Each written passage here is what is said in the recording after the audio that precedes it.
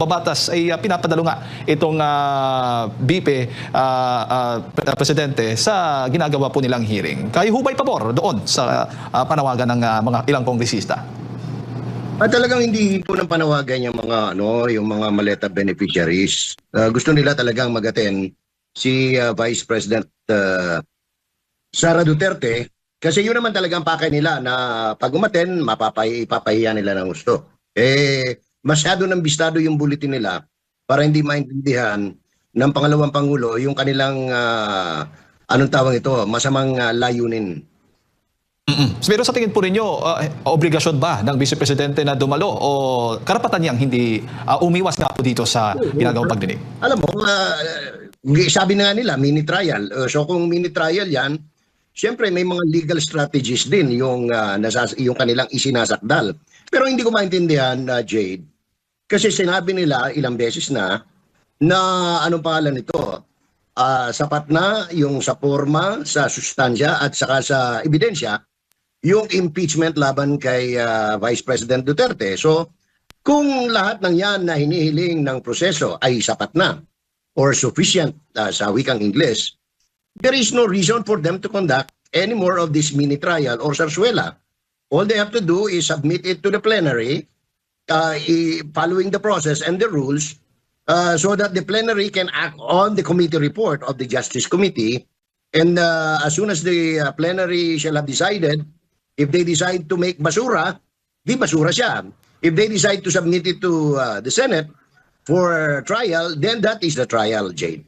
Opo, alam po ninyo, yung mga sinasabi po ng mga kritiko ng pangalawang Pangulo na dahil sa kanyang patuloy na pag-iwas daw dito sa ginagawang hearing ng Kamara, ay tila ba umiiwas sa accountability? Kasi madalas ay nagpapalabas naman sa social media. That, hindi, from the point of view of political science and law, hindi siya umiiwas. Katunayan, sinagot niya. Di ba? Sumagot siya sa pamamagitan ng kanyang mga abogado at yan ang tamang proseso.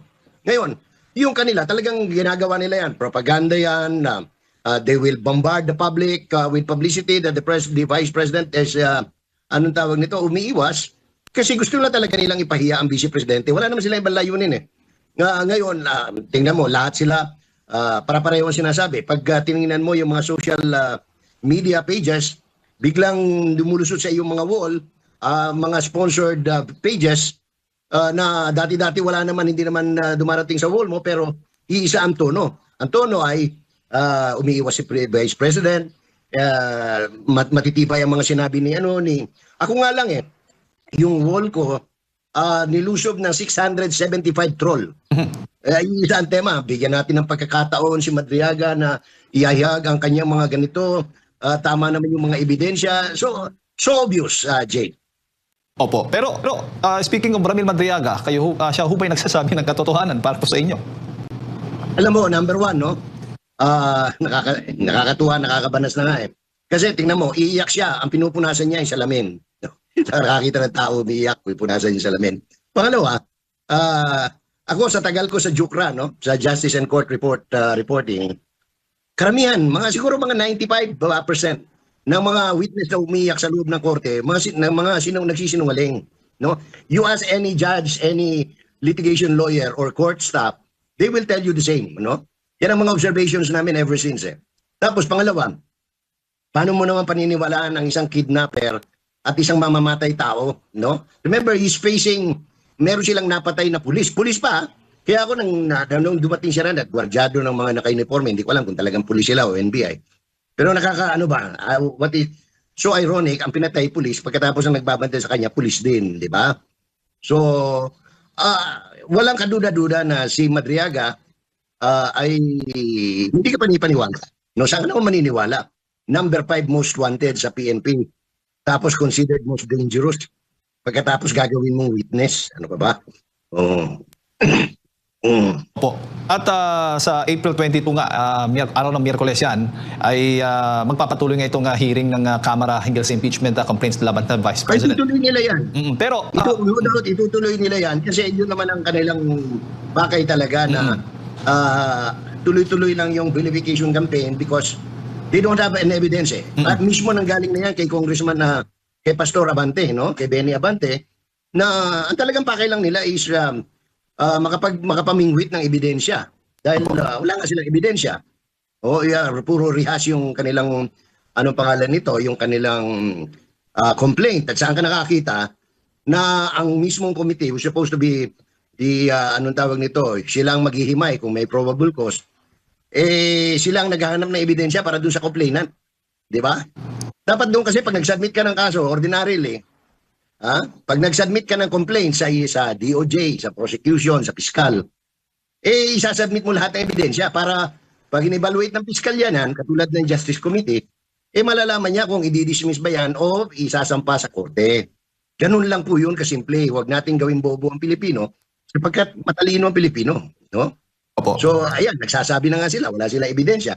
That's why they're going into a fishing expedition. That is the very reason why Attorney Torion, Attorney Delga, Attorney Luna and company, and then later on, the lawyer, the Vice President himself, filed the case before the Supreme Court because this is no longer within the constitutional processes of handling impeachment proceedings against impeachable officers.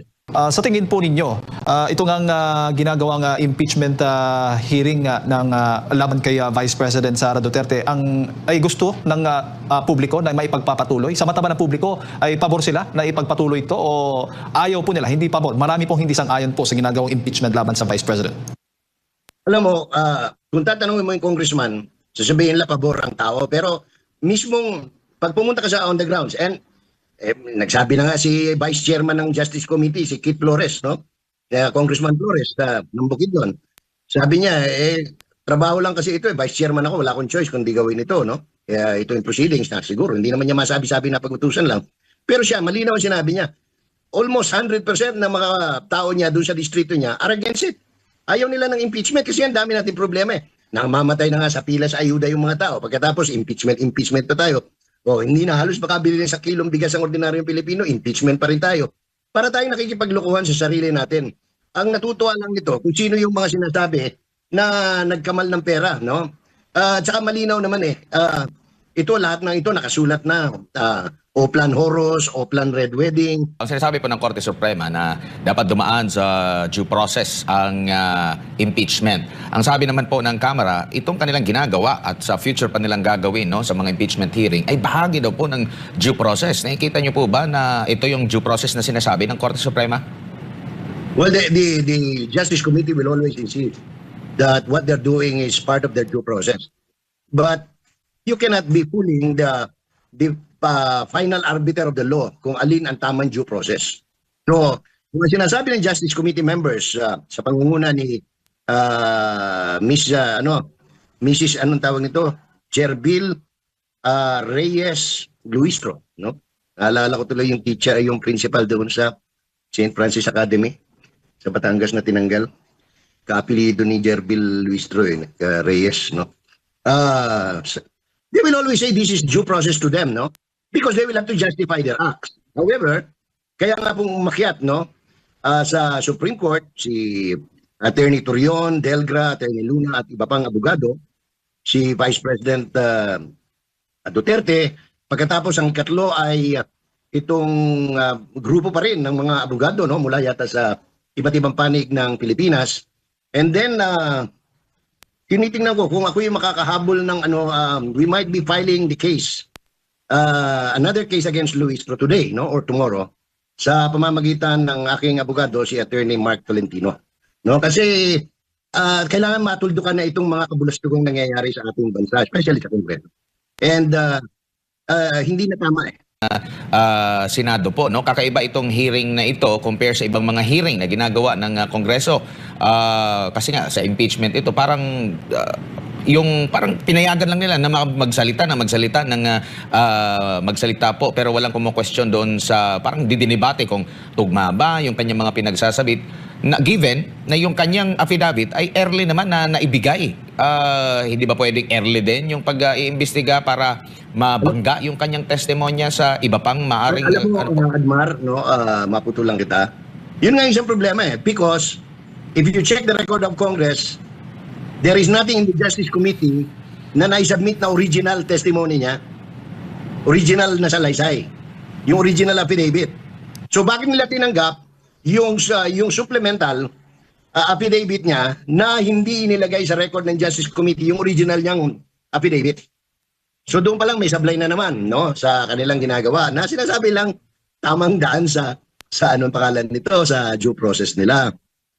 Pero ako, hindi na ako nagtataka na hindi nila, anong tawag ito, pinapayagan na i-test yung credibility ng witness because that is the very objective. That is their very objective, no? Na talagang, sige, pagbayaan magsalita itong si Madriaga para na sa ganun ay o sa Bisaya pa, masilsil sa alimpatakan sa tao nga dautan yun ni si Vice President Sara Duterte. That is their objective and their only objective.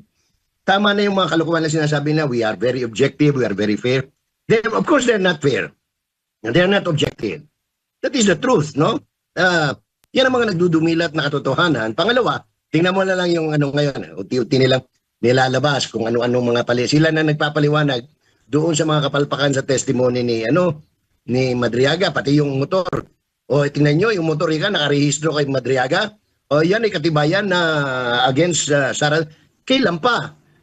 Wala nga dokumento na nagpapatunay na nagbigay ng pera si Duterte kay Madriaga na yung anong tawag nito, may turnover, binigay, Ramil, ito yung motor mo, mahilig ka naman sa motor, madisgrasya ka sana. Walang ganun eh. Puro basta sa kanila, sige lang, palabas lang tayo na palabas ng istorya para nang sa ganun, bandang huli, mabibilog natin yung utak ng Pilipino na masamang tao talaga si Inday. Opo. Yun ang basa ko. Ha? Opo. Sir Jay, sa April 29 na po, posible daw magdesisyon na yung House Committee on Justice kung may probable cause. Ano ho ba yung mga inaasahan tingin po ninyo magiging basihan? Legal merits or politika? They already have a decision. Dinidribble lang nila yan. Yun nga, in the hope na habang tumatagal, talagang tumalab yung kanilang gimmick sa taong bayan. Ako prangka-prangka pag nagsalita ayoko ng may mga palamuti pa. That is my reading. My reading is matagal na nilang alam yung ano. Ang problema nila, Jade, ganito. Hindi nila mailabas yung kanilang desisyon. Why? Number one, they're not sure whether they will have ngayon as a political analyst, wala silang numero kahit na sa Kongreso.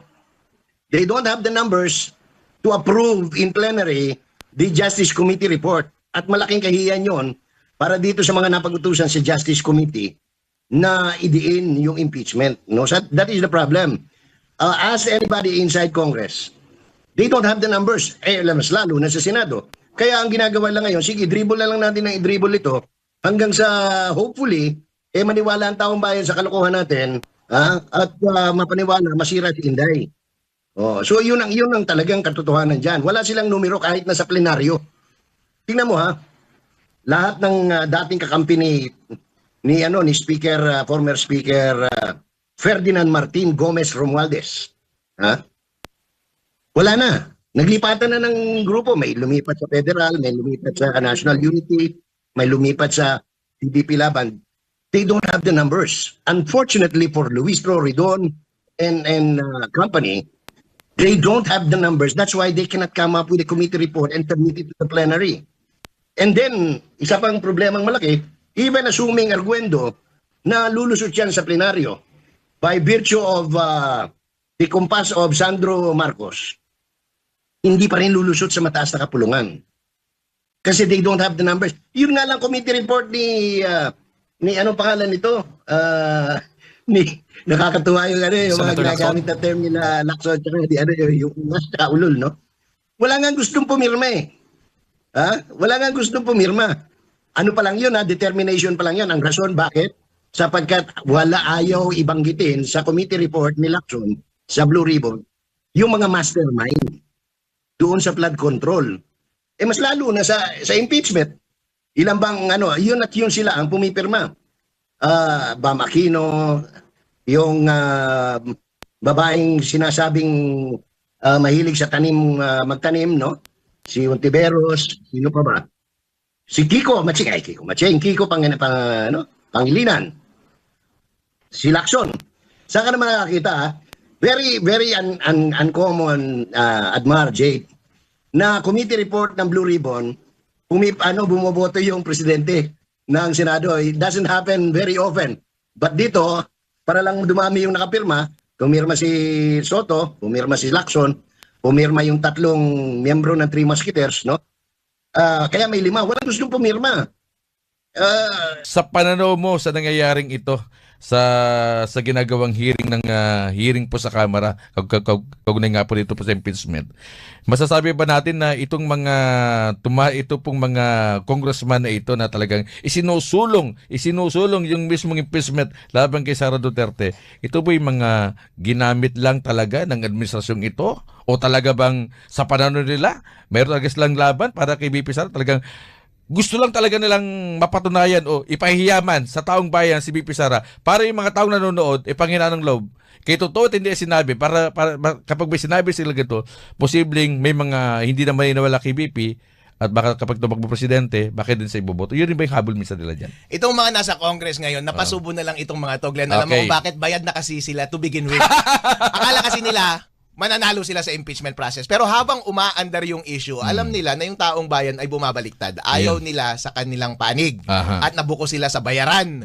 Ngayon, napapansin mo, ang tono ngayon dun sa Committee on Justice, di ba medyo mabait si Congressman Jervil ngayon? Luis Ay Roque. sinasabi niya, pinagbibigyan niya, bossing, wag probationary question. Dapat clarificatory question lang. Okay yun para sa akin. Tama, oo. Clarificatory question lang kasi ayaw niya masyadong lutuin doon sa Congress. Pinapatapos niya na lamang ito dahil alam niya na marami sa Congress ang gusto naling bumaliktad. Itong mga tao sa Congress at sa Senate, ayaw nilang ipagpatuloy yung laban kung alam nilang hindi nila kayang manalo hanggang sa huli. Yan. Ang tanong, mananalo ba sila hanggang sa huli? Hindi. Kasi kung bibilangin mo lahat ng numero sa Senate ngayon, at most, in the best scenario para sa kanila, 14 lang ang pwedeng bumoto sa kanila. Ayan. Kasi tatanggalin mo dyan sila Marcoleta, sila Bongo, sila Robin Hood Padilla, at iba pa nilang makakampi. Pati yung isang ehersito, ayaw na rin bumoto para sa kanila. At marami pang mababawas yan. So in the best scenario, 14 lang ang pwedeng bumoto para sa impeachment. Kailangan mo ng 16. So kung sila na-recognize na nila na hindi nila kayang tapusin itong laban hanggang sa uli, at mukhang yung kinakalaban nila ay magiging presidente ng Pilipinas under whom they will serve